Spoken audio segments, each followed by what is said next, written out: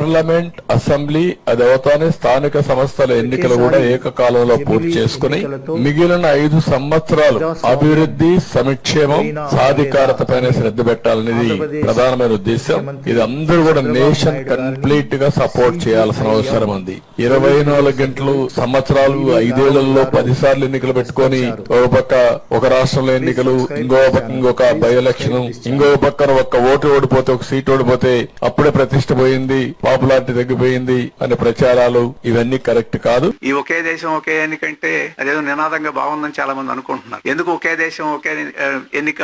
ఖర్చులు తగ్గుతాయట. అందుకని అంటే ప్రజాస్వామ్యం పోయినా పర్వాలేదు, ఖర్చులు తగ్గితే చాలు. ఇది వారి యొక్క లాజిక్. హిట్లర్ కూడా ఇది చెప్పేవాడు. ఎవరైనా నేరం చేస్తే నేరం చేసిన వాళ్ళని అరెస్ట్ చేయాలి, విచారణ చేయాలి, ఎంక్వైరీ చేయాలి, కోర్టుకు సబ్మిట్ చేయాలి, కోర్టులో శిక్ష వేయాలి, జైల్లో పెట్టాలి, జైల్లో పెట్టిన తర్వాత వారికి భోజనం పెట్టాలి. శిక్ష అయిందాక ఎంత ఖర్చు ప్రభుత్వానికి? నేరం చేసేయడం తెలిస్తే వాడిని తుపాకుతోటి కాల్చేస్తే ఎంత డబ్బు మిగులుద్ది అని చెప్పేసి హిట్లర్ వాదన ఆ రోజు. అంటే ఖర్చు కోసం ప్రాణాన్ని తీసేసినా పర్వాలేదని చెప్పేసి వాదన హిట్లర్ ఏదైతే చేశారో అటువంటి వాదన ఈ రోజు చెప్తున్నారు. ఖర్చు మిగులుద్దట. ప్రజాస్వామ్యం ఏమైనా పర్వాలేదు. ఒక పంచాయతీ దగ్గర నుంచి, ఒక జిల్లా పరిషత్ దగ్గర నుంచి, ఒక శాసనసభ దగ్గర నుంచి, ఒక పార్లమెంట్ దాకా, ఒక మున్సిపాలిటీ, ఇవన్నీ కలిపి ఒకేసారి ఎన్నికలు పెట్టాలి. 140 కోట్ల పైబడిన జనాభా కలిగిన దేశం, ఇన్ని భాషలు కలిగిన దేశం, ఇన్ని మతాలు కలిగిన దేశం, ఇన్ని కులాలు కలిగిన దేశం, దక్షిణాది, ఉత్తరాది, పశ్చిమం, తూర్పు ఇట్లాంటి ఉన్న దేశం. ఈ దేశంలో ఒకేసారి ఎన్నిక అని చెప్పేసి ఎలా సాధ్యం అవుతుంది? ఇంకా ప్రజలు ఎన్నుకునే హక్కు లేకుండా పోద్ది. ఈ ప్రభుత్వం మంచిది కాదు, ఈ పాలకులు అన్యాయం చేస్తున్నారు కాబట్టి వాళ్ళు పనికిరారు అంటే వాళ్ళని తీసేసేదానికి